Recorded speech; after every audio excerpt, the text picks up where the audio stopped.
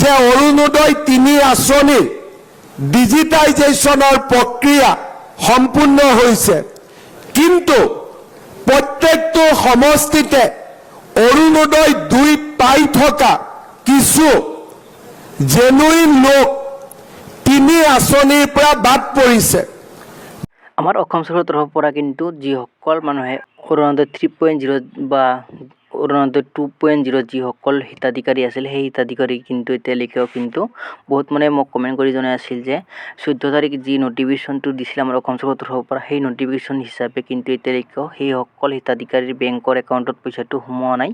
তো যিসকল নতুন বেনিফিচিয়াৰী আছিল, তো সেই বেনিফিচিয়াৰীসকলেও কিন্তু এই পইচাটো লাভ কৰা নাই। বহুত মানে মোক কমেণ্ট কৰি জনাই আছে। তো ইয়াতে আপোনাক কিন্তু ডক্টৰ হিমন্ত বিশ্ব শৰ্মা ছাৰে কি কৈছে সেইটো আপোনাক শুনা পাইছে যে ডিজিটাইজেশ্যনৰ যিটো কাম আছে সেই কামটো সম্পূৰ্ণ হৈছে, আৰু কিন্তু যিসকল মানুহে অৰুণোদয় 3.0 যিটো আঁচনি আছিল, সেই আঁচনিটো যিসকল মানুহে আবেদন কৰিছে সেইসকল কিছু মানুহৰ কিন্তু নামটো বাতিল পৰিছে।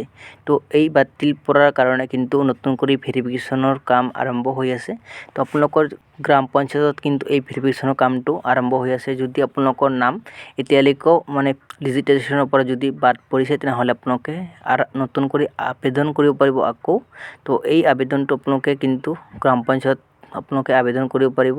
তো যিসকল মানুহে অৰুণোদয় 3.0 বাবে আবেদন কৰিম বুলি ভাবি আছিল, সেইসকল মানুহক কিন্তু নতুন কৰি আপোনালোকে আবেদন কৰিব পাৰিব। আৰু কিন্তু বহুত মানুহৰ কিন্তু নাম কৰ্তন হৈছে, যিসকলৰ নাম কৰ্তন হৈছে সেইসকল মানুহক কিন্তু আপোনালোকে নিজে আপোনালোকে আবেদন কৰক। আপোনালোকৰ নাম দি কিনে আপোনালোকৰ ডকুমেণ্টছবোৰ জমা কৰিব আপোনালোকৰ গ্ৰাম পঞ্চায়তত। সেই গ্ৰাম পঞ্চায়তত জমা কৰাৰ পাছতে আপোনালোকৰ হাতত আৰু বেছি দিন নাই, আপোনালোকৰ হাতত আৰু কেইদিনমান সময় আছে। এই কেইদিনৰ ভিতৰত আপোনালোকে এই কামবোৰ কৰিব লাগিব। যদি আপোনালোকে নকৰে, তেনেহ'লে কিন্তু আপোনালোকৰ অৰুণোদয় আঁচনিৰ পৰা আপোনালোকে কিন্তু বঞ্চিত হ'ব। তো এইবাৰে আপোনালোকৰ শেষ সুযোগ আৰু লাষ্ট চান্স। তো এই আপোনালোকৰ 4-5 দিন যি সময় আছে, এই সময়কেইটাৰ ভিতৰতে আপোনালোকে এইসমূহ কাম কৰি লওক।